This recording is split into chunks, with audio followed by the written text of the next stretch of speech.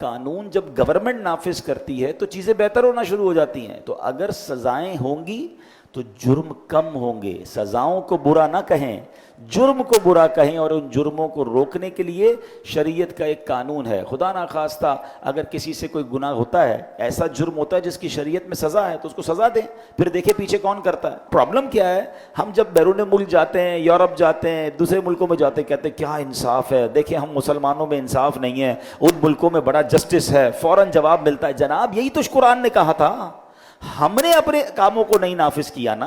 ہم اپنی شریعت کو نافذ کر دیں تو آج بھی مسلمان ممالک ون آف دا ٹاپ ہو جائیں گے انصاف کے معاملے میں, قانون کے معاملے میں, اور جناب جرائم 0% ہو جائیں گے.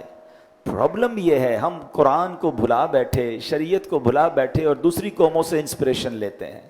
وہ کہتے ہیں نا, درس قرآن اگر ہم نے نہ بھلایا ہوتا, درس قرآن اگر ہم نے نہ بھلایا ہوتا, یہ زمانہ نہ زمانے نے دکھایا ہوتا. پرابلم یہی ہے, ہم کہتے ہیں جناب باہر بڑی صفائی ہے, بڑے جناب کلین ماحول ہے. حدیث نہیں سنی, صفائی نصف ایمان ہے. کس مذہب میں یہ کہا گیا کہ نصف ایمان, نصف of the religion, half of the religion صفائی ہے؟ نبی پاک نے فرمایا. کتنی تعلیمات, طہارت. مسلمان سے زیادہ پاک کون رہتا ہے؟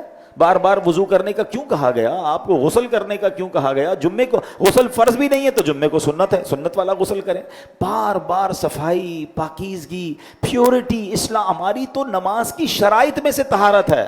جب تک طہارت نہیں ہوگی ہم نماز شروع نہیں کر سکتے. ہم صاف نہ ہوں, بے غسل ہیں, تو قرآن کو ہاتھ نہیں لگا سکتے, قرآن پڑھ بھی نہیں سکتے. ہم سے زیادہ کون صفائی کی بات کرتا ہے؟ مگر پرابلم یہ ہے کہ ہمارے اندر اسلام نہیں آتا, ہم اسلامی تعلیمات پر عمل نہیں کرتے, اور دوسری قوموں سے انسپائر ہوتے ہیں. لوگ کہتے ہیں یار کتنے ادب سے بات کرتے ہیں, کتنا پولائٹ بات کرتے ہیں. ارے اسلام کو تو پڑھیں. اسلام کہتا ہے ملاقات کریں تو کہیں السلام علیکم ورحمۃ اللہ وبرکاتہ. مسکرانا صدقہ کہا گیا اسلام میں. اگر آپ اسلام کی تعلیمات کو ہم امپلیمنٹ کر لیں نا, ہم سے زیادہ پولائٹ, ہم سے زیادہ خوش اخلاق, ہم سے زیادہ مینرز والی کوئی قوم ہی نہیں ہو سکتی.